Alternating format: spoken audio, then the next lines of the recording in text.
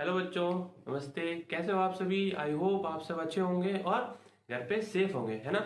आज हम बात करेंगे भाई फिनॉल के पार्ट थर्ड की, जिसके अंदर हमारे को क्या बात करनी थी कि भाई हमारे को फिजिकल प्रॉपर्टीज की बात करनी थी। फिजिकल प्रॉपर्टीज ऑफ फिनॉल की बात करेंगे। तो फर्स्ट ऑफ ऑल तुम्हारे को ये पता होना चाहिए भाई फिजिकल प्रॉपर्टीज कौन कौन सी होती है। तो फिजिकल प्रॉपर्टीज हमारे पास कौन कौन सी होती है, तो सबसे पहले क्या लिखेंगे भाई, कलर, है ना। कि भाई कैसा हमारे को भाई जो हमारे पास कंपाउंड है फिनॉल, वो हमारे को कैसा दिखता है भाई, है ना। क्रिस्टलाइन है, सॉलिड है। देन उसकी डेंसिटी, और क्या कह सकते हैं, बॉइलिंग पॉइंट, मेल्टिंग पॉइंट, है ना। ये boiling point, melting point, refractive index, अपवर्तनांक, है ना।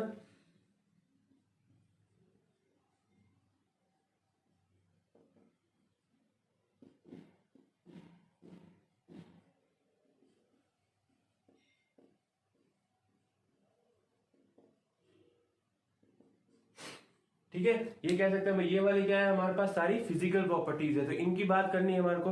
अब देखो हमारे पास जो फिनॉल होता है वो या तो लिक्विड की फॉर्म में होगा, है ना, या क्या होगा, क्रिस्टलाइन सॉलिड की फॉर्म में। तो फिनॉल दोनों रूपों में पाया जाता है, लिक्विड की फॉर्म में भी पाया जाएगा और सॉलिड की फॉर्म में भी पाया जाएगा, है ना। तो अगर मैं क्या कह रहा हूँ भाई, फिनॉल जो है हमारे पास लिक्विड फॉर्म में है ना, लिक्विड फिनॉल है। तो लिक्विड फिनॉल को हम क्या है, जैसे ही ओपन करेंगे, हमने उसको बोतल के अंदर बंद करके रखा है, जैसे हम उस लिक्विड फिनॉल को ओपन करेंगे तो ओपन करते ही क्या करेगा, वो एयर से ऑक्सीजन के साथ ऑक्सीडाइज हो जाएगा। एयर के साथ, एयर में जो ऑक्सीजन प्रेजेंट है उससे क्या हो जाएगा, ऑक्सीडाइज हो जाएगा। और ऑक्सीडाइज होके उसका जो कलर होगा वो कलर लेस से कैसा हो जाएगा, या तो पिंक या रेड, है ना। तो भाई पहले कैसा हमारे पास कलर था, कलर लेस सॉल्यूशन था। फिर जैसे ही उसको भाई एयर के अंदर, ठीक है, एयर के अंदर हमने क्या किया भाई, खुला रखा। तो खुला रहते क्या हो गया भाई, वो कलर फुल हो गया। ठीक है, तो खुला रहती है क्या हो गया, कलरफुल, कैसा कलर हो जाएगा, पिंक या रेड कलर के अंदर क्या हो जाएगा भाई, वो ऑक्सीडाइज हो जाएगा। ठीक है, तो ध्यान रखना भाई, कैसे किस में ऑक्सीडाइज हो जाएगा, पिंक या रेड कलर के अंदर हमारा फिनॉल जो है वो ऑक्सीडाइज हो जाता है। ठीक है, इतना समझ में आ गया। अब देखो, अब मेन प्रॉपर्टीज कौन सी हमारे पास, बॉइलिंग पॉइंट और मेल्टिंग पॉइंट, दो हमारे पास मेन प्रॉपर्टीज है, साथ साथ में लिखते चलना। ठीक है, देखो भाई, अब हमारे पास क्या है, बॉइलिंग पॉइंट क्या है, हाई है। तो फिनॉल के जो बॉइलिंग पॉइंट्स होते हैं वो हाई होते हैं। किस कंडीशन में हाई होते हैं, तो यहाँ पे देखो, यहाँ पे हमारे पास है भाई इंटरमोलिकुलर हाइड्रोजन बॉन्डिंग के कारण ही हमारे पास जो फिनॉल के जो हमारे पास बॉइलिंग पॉइंट होते हैं वो क्या होते हैं, ज्यादा होते हैं। अब देखो भाई, इंटरमोलिकुलर हाइड्रोजन बॉन्डिंग, तो देखो यहाँ पे मैंने क्या लिखा है भाई, इंटर को हिंदी में क्या कह सकता हूँ भाई, अंतरा कह सकता हूँ, अंतरा आणविक हाइड्रोजन बंध भी कह सकता हूँ, है ना। तो ये वाला फिनॉल जब किसी दूसरे फिनॉल के क्या करेगा, फिनॉल के साथ जुड़ेगा, है ना, अगर दूसरे फिनॉल के साथ हाइड्रोजन बॉन्ड बनाएगा, ये एक फिनॉल है, ये दूसरा फिनॉल है, दूसरा फिनॉल का OH पहले फिनॉल के OH के साथ जब हाइड्रोजन बॉन्ड बनाएगा, तो इस टाइप के बॉन्ड को मैं क्या कहूंगा भाई, इंटरमोलिकुलर हाइड्रोजन बॉन्डिंग होगी। और इस कंडीशन जब यहाँ पे इंटरमोलिकुलर हाइड्रोजन बॉन्डिंग होगी तो बॉइलिंग पॉइंट कैसा होगा हमारे पास, हाई होगा। ठीक है, तो दूसरी बात देखो, बॉइलिंग पॉइंट क्या होगा, लो होगा। कब होगा लो, तो वो होगा इंटर के अंदर, इंट्रा के अंदर, है ना। इंट्रा को मैं हिंदी में क्या लिख सकता हूं भाई, अंतः, क्या कह सकता हूं, अंतः आणविक हाइड्रोजन बंध कह सकता हूं, अंतः आणविक हाइड्रोजन बंध बोल सकता हूं, है ना। अब देखो भाई, इंटर के अंदर क्या होता है, तो इंटर के अंदर हम कहेंगे भाई कि यहाँ पे क्या है, यहाँ पे हमारे पास कोई फिनॉल है ना, यहाँ पे क्या है, ये हमारे पास कोई फिनॉल है। दूसरी कंडीशन में यहाँ पे हमारे पास क्या प्रेजेंट है भाई, एसिड प्रेजेंट है ना। ये क्या है भाई, COOH है, एसिड है। तो भाई पास वाली कंडीशन में अगर हमारे पास कोई एसिड ग्रुप होगा तो वो क्या कर सकता है, यहां से भी हाइड्रोजन बॉन्डिंग क्या कर सकता है भाई, बना सकता है, H बॉन्ड बना सकता है। ठीक है, और ये वाला भी कैसा था, हमारे पास H बॉन्ड ही था, है ना। तो ये वाला अगर हाइड्रोजन बॉन्डिंग बनेगी तो इसको मैं क्या कर दूंगा, इंट्रा यानी अंतः आणविक, और इसको क्या कर दूंगा, अंतरा या फिर इंटरमोलिकुलर, इंटरमोलिकुलर हाइड्रोजन बॉन्डिंग। तो ये तुम्हारे को क्लियर हो गया भाई, यहाँ पे क्या हो रहा है और यहाँ पे क्या हो रहा है, बॉइलिंग पॉइंट किसका ज्यादा आएगा और किसका कम आएगा, ये बात समझ में आई। अब देखो यहाँ पे देखो, हमारे पास ऑर्डर लिखना है, किसका, बॉइलिंग पॉइंट का ऑर्डर लिखना है। तो बॉइलिंग पॉइंट का ऑर्डर लिखना है तो यहाँ पे देखो एसिडिक ग्रुप, जैसे एसिडिक ग्रुप यहाँ पे है तो इसकी वजह से तो बॉइलिंग पॉइंट क्या हो रहा था, कम हो रहा था हमारा। जैसे हमने यहाँ पे लिखा है बॉइलिंग पॉइंट क्या हो रहा है, कम हो रहा है। तो इस वाली कंडीशन के अंदर हमारा बॉइलिंग पॉइंट क्या होगा, सबसे कम होगा, क्योंकि यहाँ तो हाइड्रोजन बॉन्डिंग बन सकती है। इस वाली कंडीशन में उससे कम होगा, इस वाली कंडीशन में क्या होगा, सबसे ज्यादा होगा। देखो भाई यहाँ पे क्या ऑर्डर आ जाएगा हमारे पास, पैरा वाले सब्स्टिट्यूएंट का क्या हो जाएगा, सबसे ज्यादा बॉइलिंग पॉइंट आ जाएगा। उसके बाद क्या आएगा, मेटा वाले का, और उसके बाद क्या आएगा, ऑर्थो वाले का, क्योंकि यहाँ पे हाइड्रोजन बॉन्डिंग इजीली हो सकती है। यहाँ पे कुछ मुश्किल होगी क्योंकि एक नंबर दूर वाली पोजीशन पे आ गया है ना। इसके बाद देखो भाई लास्ट वाली पैरा पोजीशन पे क्या होगा, हाइड्रोजन बॉन्डिंग होगी ही नहीं, इसलिए सबसे ज्यादा बॉइलिंग पॉइंट किसका होगा, इसका होगा।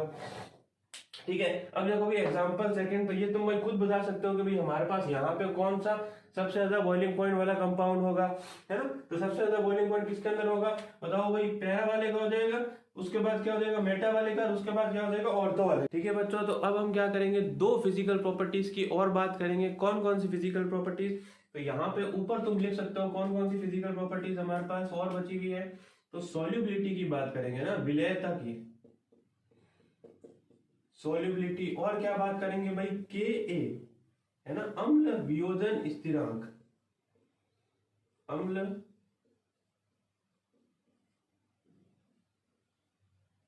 वियोजन कांस्टेंट या स्थिरांक, है ना।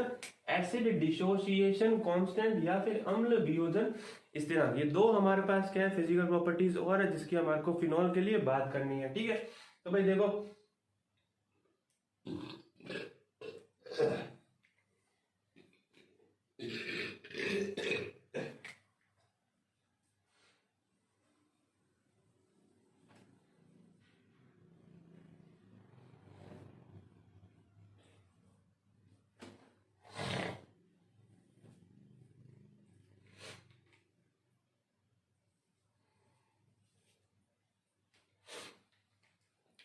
ठीक है बच्चों, तो अब हमारे को क्या करना है, दो फिजिकल प्रॉपर्टीज और हमारे पास बची हुई है, उनके बारे में क्या करनी है, बात करनी है। कौन कौन सी फिजिकल प्रॉपर्टीज बाकी है, तो पहली फिजिकल प्रॉपर्टीज है सॉल्युबिलिटी या विलेयता, दूसरी कौन सी, अम्ल वियोजन स्थिरांक, या उसको क्या कहते हैं भाई, एसिड डिसोसिएशन कांस्टेंट, है ना, जिससे हम क्या पता लगाते हैं भाई, अम्ल की सामर्थ्यता कितनी है या भाई उसकी स्ट्रेंथ कितनी है। ठीक है, तो यहाँ पे तुम दो चीज और लिख सकते हो भाई, सॉल्युबिलिटी और एसिड डिसोसिएशन कांस्टेंट, दो फिजिकल प्रॉपर्टीज और है। तो देखो भाई फर्स्ट जो है हमारी है भाई सॉल्युबिलिटी, है ना, सॉल्युबिलिटी है। तो सॉल्युबिलिटी की बात करो भाई, इसके लिए बात कर रहे हैं फिनॉल के लिए, ठीक है, इसी के लिए बात कर रहे हैं सारी। तो फिनॉल की अगर बात करो भाई सॉल्युबिलिटी की, तो क्या कहूंगा, जो वाटर है उसमें तो हमारा फिनॉल कैसा है भाई, डिजोल्व नहीं होता है। वाटर के अंदर हमारा फिनॉल क्या होता है, डिजोल्व नहीं होता है। लेकिन ये क्या है भाई, अल्कोहल और ईथर के अंदर क्या हो जाता है भाई, इजीली डिजोल्व हो जाता है। यानी OH और ROH के अंदर तो क्या होता है, विलय होता है, और वाटर के अंदर क्या होता है, अविलय होता है हमारा फिनॉल। ठीक बात समझ में आ गई। अब देखो भाई अम्लीय सामर्थ्यता स्थिरांक की बात करेंगे, ठीक है, Ka, तो ये भी हमारे पास क्या होता है, एक तरह की क्या है फिजिकल प्रॉपर्टीज है, तो उसको यहाँ लिख लेना। ठीक है, इसकी चर्चा हम कहाँ करेंगे, यहाँ करेंगे फिनॉल की एसिडिक बिहेवियर को जानने में। ठीक है, तो यहाँ पे क्या है, हम बात करेंगे फिनॉल के एसिडिक बिहेवियर। ठीक है, तो जब भी हम किसी भी कंपाउंड का या मॉलिक्यूल का क्या करेंगे भाई, एसिडिक बिहेवियर चेक करना होता है, तो उसके लिए हम क्या करते हैं, दो टेस्ट करते हैं, है ना। कौन कौन से टेस्ट करते हैं, कि यहाँ पे हमारे पास कोई भी कंपाउंड है तो उसके अंदर एसिडिक ग्रुप प्रेजेंट है या नहीं प्रेजेंट, है ना। तो उसके लिए क्या करेंगे भाई, टेस्ट करते हैं NaHCO3 सोडियम बाइकार्बोनेट, या हम क्या लेते हैं भाई Na2CO3, या तो हम लेते हैं सोडियम कार्बोनेट या हम क्या लेते हैं सोडियम बाइकार्बोनेट। जब हम मॉलिक्यूल्स के साथ इसकी रिएक्शन करवाते हैं तो यहाँ पे क्या बनता है भाई, CO2 गैस रिलीज होती है, और जैसे ही CO2 गैस रिलीज होती है तो वो कैसे बुदबुदाहट के साथ निकलती है ना, बुदबुदाहट के साथ निकलती है। तो हमारे को पता चल जाता है कि जो कंपाउंड या मॉलिक्यूल हमने लिया है उसमें क्या है, कोई ना कोई एसिडिक ग्रुप प्रेजेंट है, यानी क्या है वो अम्लीय है। ठीक है, तो फिर उसका कंफर्मेटरी टेस्ट करते हैं भाई कौन सा हमारे पास एसिड प्रेजेंट है। लेकिन यहाँ पे जब हमने फिनॉल के लिए ये सेम चीज करके देखी, फिनॉल के लिए भी हमने क्या किया, बाइकार्बोनेट से भी रिएक्शन कराई और कार्बोनेट से भी रिएक्शन करवाई। लेकिन क्या हुआ, यहाँ पे जब हमने रिएक्शन कराई तो CO2 गैस निकली ही नहीं। यानी क्या हुआ, CO2 गैस नहीं निकली, इसका मतलब ये है कि भाई यहाँ पे जो फिनॉल है हमारे पास, ये वाले फिनॉल है, उनका जो अम्लीय सामर्थ्य है वो क्या है, कम है ना। जो हमारा एसिडिक ग्रुप होता है उससे जो इसका अम्लीय सामर्थ्य है वो क्या है, कम है। इससे हमारे को ये पता चल गया भाई Ka की जो वैल्यू आएगी वो क्या आएगी, एसिड से तो कम आएगी, है ना। तो मैंने एक चीज बताई थी कि भाई H+ यानी कि जो अम्लीय सामर्थ्यता होती है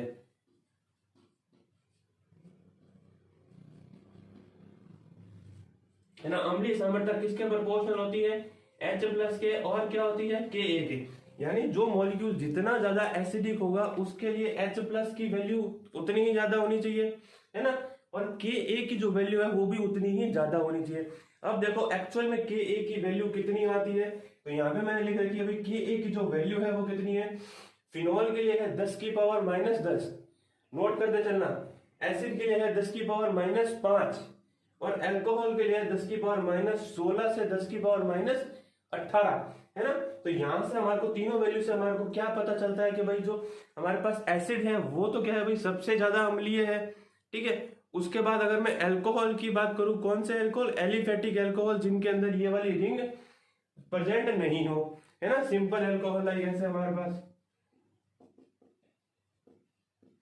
लाइक कुछ ऐसे वाले अल्कोहल, और कंपैरिजन किससे कर रहे हैं, फिनॉल के साथ, ठीक है। तो भाई इसके लिए जो हमारे पास अम्लीय सामर्थ्यता स्थिरांक, अम्लीय वियोजन स्थिरांक का जो मान है भाई वो क्या है, बहुत ज्यादा कम आ रहा है इस वाले अल्कोहल के लिए। फिनॉल के लिए क्या है भाई, ज्यादा है इसकी तुलना में। तो यहाँ अम्लीय सामर्थ्यता किसका ज्यादा हो जाएगा, इस फिनॉल का ज्यादा हो जाएगा, किसकी तुलना में, अल्कोहल की तुलना में। तो जब भी तुम भाई अगर फिनॉल के या अल्कोहल की अम्लीय सामर्थ्यता की बात करोगे तो किसका ज्यादा होगा, फिनॉल का ज्यादा होगा। याद रखना कैसे ज्यादा होगा, फर्स्ट ऑफ ऑल ये यहाँ पे क्या एसिड से तो कम होगा क्योंकि CO2 क्या है, गैस रिलीज नहीं करता है, CO2 गैस रिलीज नहीं करता है। और अम्लीय सामर्थ्यता जो होती है वो H+ और Ka के सीधा प्रोपोर्शनल होती है, ये भी बात नोट करने लायक है। फिर यहाँ पे जो वैल्यूज है हमारे पास, ये वैल्यूज क्या होती है, कैलकुलेटेड वैल्यू होती है जो हमने यहाँ पे लिखी है, जिससे हमारे को पता चला भाई जो हमारा फिनॉल होता है वो कैसा होता है, एक ज्यादा अम्लीय होता है, किसकी तुलना में, इस वाले अल्कोहल या एलिफेटिक अल्कोहल की तुलना में ज्यादा अम्लीय होता है, ठीक है। इतना समझ में आ गया। फिर भी क्या है, ये फिनॉल इस एसिड के कंपैरिजन में, इस वाले एसिड के कंपैरिजन में तो क्या है भाई बहुत ज्यादा अम्लीय नहीं है, बहुत ही कम अम्लीय है। तो इसको मैं क्या कहूंगा भाई, इस Ka के लिए कह सकता हूँ दुर्बल अम्लीय होता है। हमारा जो फिनॉल है वो कैसा होता है भाई, फिनॉल जो होता है वो कैसा होता है, दुर्बल अम्लीय, या फिर क्या कहते हैं वीक एसिड होता है। हमारे पास जो फिनॉल होता है वो कैसा होता है, वीक एसिड होता है, जो हमारे को Ka की वैल्यू से पता चला। अब देखो भाई फिनॉल जो है दुर्बल अम्लीय होता है, यानी कि एसिड के टेस्ट तो देगा, है ना, पर ये वाले टेस्ट नहीं देता, ये दो अलग टेस्ट देता है। कौन से देता है कि भाई यहाँ पे हमने क्या किया, फिनॉल की रिएक्शन कराई 2 सोडियम से, है ना, तो 2 फिनॉल लिए 2 सोडियम से रिएक्शन कराई, तो यहाँ पे हमारे पास क्या कंपाउंड बनेगा भाई, देखो यहाँ पे हमारे को भाई सॉल्ट का फॉर्मेशन हो जाएगा -+, ठीक है, और क्या निकल जाएगा हमारे पास, हाइड्रोजन गैस निकल जाएगी। मैंने बताया था भाई जब भी किसी रिएक्शन में से कोई गैस निकलती तो वहां पे क्या होता है, एंट्रोपी इंक्रीज होती है ना, एंट्रोपी इंक्रीज होती है तो रिएक्शन स्वतः होने की प्रक्रिया क्या हो जाती है, बढ़ जाती है, इसलिए क्या ये रिएक्शन इजीली हो जाती है और ये रिएक्शन होती है, ठीक है। अब देखो भाई दूसरी रिएक्शन, अब फिनॉल की रिएक्शन में अगर क्षार से करा दो, सोडियम हाइड्रोक्साइड से, तो यहाँ पे क्या होगा, ये वाला OH है ना, और ये H निकल जाएगा, तो यहाँ पे हमारे पास क्या निकलेगा, वाटर निकल जाएगा, ठीक है। यहाँ पे क्या होगा, हमारे पास वाटर निकल जाएगा और ये सॉल्ट वापस बन जाएगा, ठीक है भाई। तो यहाँ पे देखो, यहाँ पे वाटर निकल गया, इसका मतलब क्या है भाई, ये कुछ ना कुछ तो एसिडिक करैक्टर रखता है, इसकी वजह से क्या हो गया, ये वाला हाइड्रोजन रिमूव हो रहा है। अगर ये अम्लीय गुण नहीं रखता तो ये वाला हाइड्रोजन रिमूव नहीं होता, है ना। तो यहां से तुम समझा सकते हो कि भाई फिनॉल का जो एसिडिक बिहेवियर है वो इन दो रिएक्शन से हम समझा सकते हैं।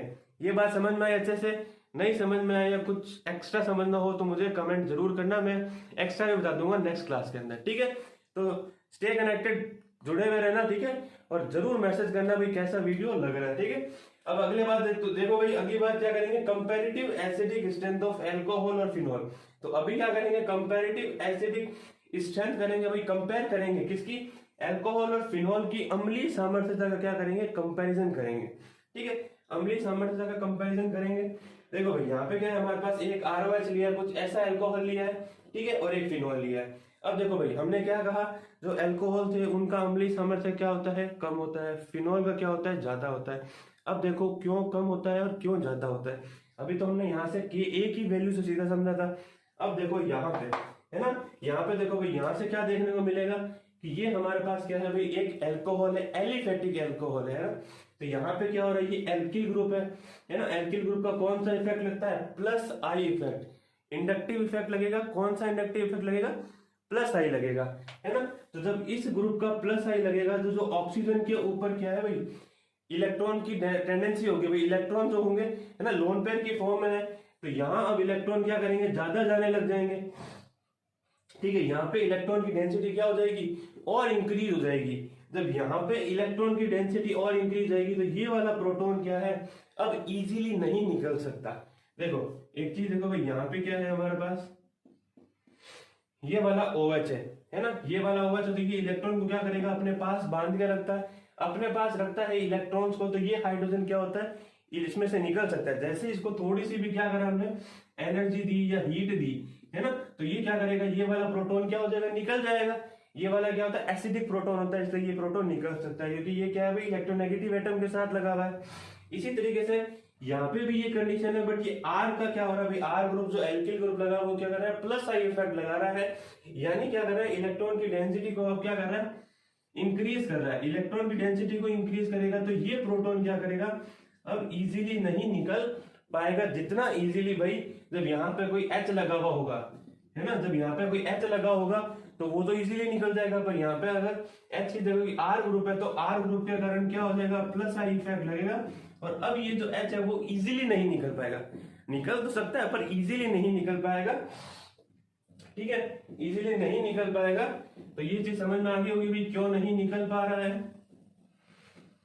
क्योंकि यहाँ पे क्या है भाई, प्लस आई इफेक्ट लग रहा है। कौन सा इफेक्ट लग रहा है, प्लस आई इफेक्ट लग रहा है। और इसी तरीके से फिनॉल को देखो भाई, फिनॉल को देखोगे तो उसमें क्या लगे, कौन सा इफेक्ट लग रहा है, ये देखो ये वाला फिनॉल है हमारे पास, तो इसमें कौन सा इफेक्ट लग रहा है भाई, प्लस एम इफेक्ट लग रहा है।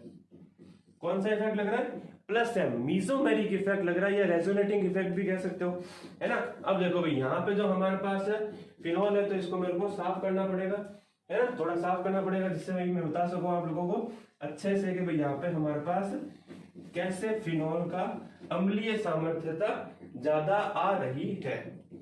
तो देखो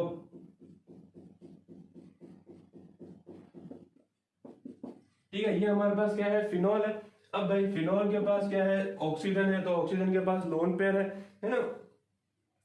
तो यहाँ पे क्या कर सकता है भाई, ये रेजोनेटिंग स्ट्रक्चर्स बनाएगा। देखो प्लस एम इफेक्ट लग रहा है, तो जो OH होता है, जो इलेक्ट्रॉन डोनेटिंग ग्रुप्स होते हैं, वो कैसा इफेक्ट लगाते हैं, प्लस एम इफेक्ट लगाते हैं। कॉपी में नोट कर लो, ठीक है। तो यहाँ पे क्या करेगा, ये इलेक्ट्रॉन यहाँ, तो ये वाला इलेक्ट्रॉन कहाँ चला जाएगा, यहाँ पे चला जाएगा। तो देखो भाई अगली रेजोनेटिंग स्ट्रक्चर कैसी बनेगी,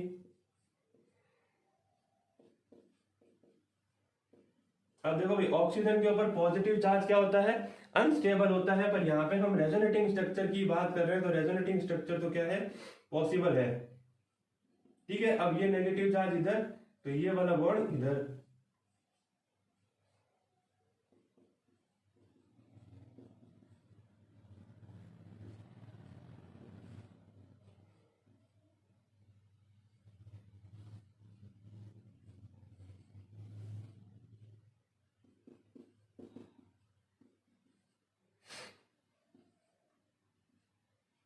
ठीक है। ये समझ में आ रहा है ना भाई, कैसे रेजोनेटिंग स्ट्रक्चर्स बना रहा हूँ। समझ में नहीं आया तो कमेंट सेक्शन में बता देना, या एक बार अच्छे से वीडियो को वापस देख लेना, ठीक है। तो यहाँ पे क्या है, हमारा वापस से क्या बन गया है, फिनॉल बन गया है भाई,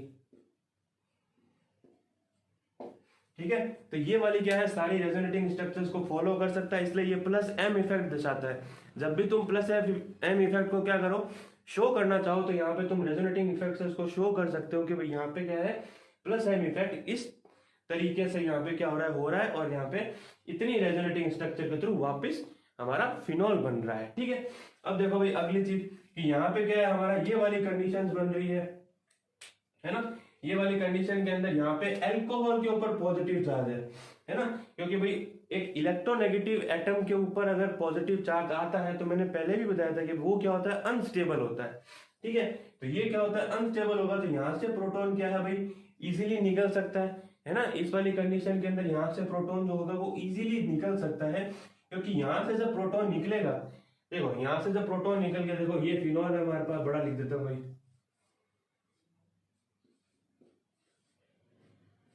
है ना। तो यहां से जब एच निकलेगा तो ये नेगेटिव चार्ज क्या होगा, अब स्टेबल होगा। ये नेगेटिव चार्ज क्यों स्टेबल होगा, क्योंकि यहाँ पे ये रेजोनेटिंग स्ट्रक्चर्स के अंदर जाएगा भाई। एक नेगेटिव चार्ज यहाँ आएगा, फिर यहाँ आएगा, फिर यहाँ आएगा, फिर वापस ऊपर चला जाएगा। तो ये जो फिनोक्साइड आयन बना है ना, ये आयन कैसे अभी, फिनोक्साइड आयन है। ठीक है, तो ये जो फिनोक्साइड आयन है, ये आयन का जो नेगेटिव चार्ज है ये क्या होगा, स्टेबल होगा। क्यों स्टेबल होगा, क्योंकि यहाँ पे ये क्या कर रहा है, रेजोनेटिंग स्ट्रक्चर्स को शो कर रहा है, जिसकी वजह से ये नेगेटिव चार्ज क्या हो जाएगा, अब स्टेबल हो जाएगा। ठीक है, तो भाई यहाँ पे क्या होगा, यहाँ पे देखो ये वाली कंडीशन है हमारे पास, क्या है भाई, एल्कोहल है ना। तो अब देखो एल्कोहल की जब हमने क्या किया भाई, रिएक्शन करवाई, तो ये क्या है, ये वाला पोर्शन अगर टूटा तो यहाँ पे क्या बनेगा भाई, RO माइनस बनेगा। ठीक है, अब इस नेगेटिव चार्ज को तो कोई स्टेबल करने वाला नहीं है। ठीक है, मैंने क्या बताया था भाई, प्लस आई है यहाँ पे, तो प्लस आई तो माइनस नेगेटिव चार्ज को क्या करेगा, अनस्टेबल करेगा। इसी तरीके से यहाँ पे देखो ये नेगेटिव चार्ज क्या कर सकता है, रेजोनेंस कर सकता है प्लस एम इफेक्ट के कारण। तो ये वाला नेगेटिव चार्ज क्या होगा, स्टेबल होगा, और यहाँ से H प्लस अलग होगा, यहाँ से भी H प्लस अलग होगा। लेकिन ये नेगेटिव चार्ज अनस्टेबल होगा, इसलिए ये क्या है, कम अम्लीय है। और ये नेगेटिव चार्ज स्टेबल हो रहा है, इसलिए ये क्या है, ज्यादा अम्लीय है। तो यहाँ पे तो लिख सकते हो भाई, एल्कोहल की बात करें और फिनॉल की बात करें, तो हमारे पास जो फिनॉल होता है वो क्या होता है भाई, अम्लीय ज्यादा होता है। क्या ज्यादा होता है, अम्लीय ज्यादा होता है। ये हमने क्या पता लगाया, कैसे पता लगाया, प्लस आई और प्लस एम इफेक्ट के थ्रू पता लगाया है ना। ये फिनोक्साइड आयन बनेगा, ये वाली रेजोनेटिंग स्ट्रक्चर बनेगी। अब नेक्स्ट टॉपिक है भाई हमारा कि फिनोक्साइड आयन जो होता है स्थायी होता है, स्टेबल होता है। कैसे स्टेबल होता है, इन सारी रेजोनेटिंग स्ट्रक्चर्स के थ्रू ये क्या होता है, स्टेबल होता है। पर अगर तुम फिनोक्साइड आयन को स्टेबल बताते हो तो यहां से इस प्रोटॉन को निकालना पड़ेगा और इस नेगेटिव चार्ज को ही इस रिंग के अंदर घुमा के दिखाना पड़ेगा। समझ में आए तो ठीक, नहीं तो मुझे अगली वीडियो में अगली वीडियो से पहले ही बता देना, जिससे मैं नेक्स्ट वीडियो के अंदर कवर करा सकूं तुमको।